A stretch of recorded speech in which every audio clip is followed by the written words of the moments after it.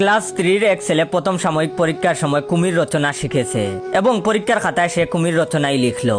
সমস্যা হলো এরপর থেকে পরীক্ষায় যে রচনা আসুক সে ঘুরিয়ে ফিরিয়ে সেই কুমিরের রচনাই লেখে। যেমন একবার পরীক্ষায় গরুর রচনা আসলো, ছাত্র তখন লিখলো গরুর রচনা।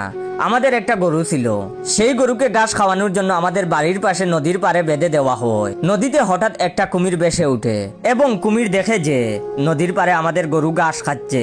এটা দেখে কুমির আর দেরি না করে নদীর জলে গরুটাকে টেনে নিয়ে যায়।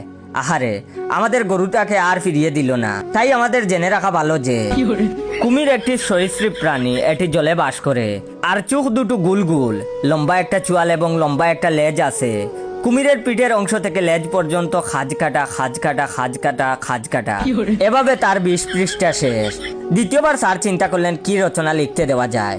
অনেক ভেবে চিন্তে রচনা লিখতে দিলেন বাবা মায়ের প্রতি সন্তানের দায়িত্ব ও কর্তব্য।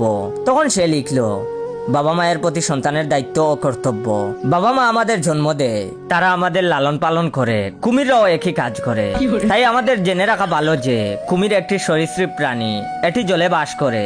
এর চোখ গুল গুল, কুমিরের পিঠ খাজ কাটা, খাজ কাটা, খাজ কাটা, খাজ কাটা, এভাবে তার 10 পৃষ্ঠা শেষ। এর পরের পরীক্ষায় রচনা এলো আমার প্রিয় শিক্ষক। তখন সে লিখলো আমার প্রিয় শিক্ষকের নাম মোহাম্মদ আসাদ, তার চোখ গুলগুল গুলগুল, কুমিরেরও চোখ গুলগুল।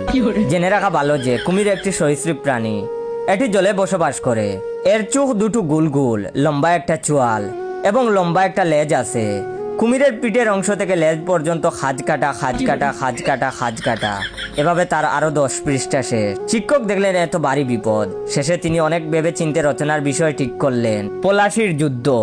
এবং তিনি মনে মনে বললেন লেখ বেটা, এইবার দেখি কি করে তুই কুমিরের রচনা লিখিস। সে তখন লিখলো পলাশির যুদ্ধ।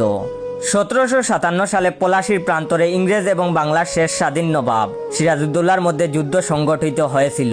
এই যুদ্ধে নবাব সিরাজউদ্দৌলা তার সেনাপতি মির্জাফরের উপর ভরসা করে পলাশির যুদ্ধের দায়িত্ব অর্পণ করেন। কিন্তু মির্জাফর ক্ষমতার লোভে নবাবের সাথে বিশ্বাসঘাতকতা করে ইংরেজ বাহিনীর সাথে মিলে যায়।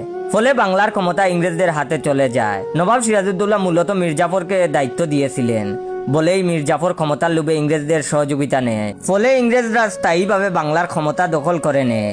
সিরাজউদ্দৌলা এভাবেই মির্জাফরের মতো খাল কেটে কুমির এনেছিলেন।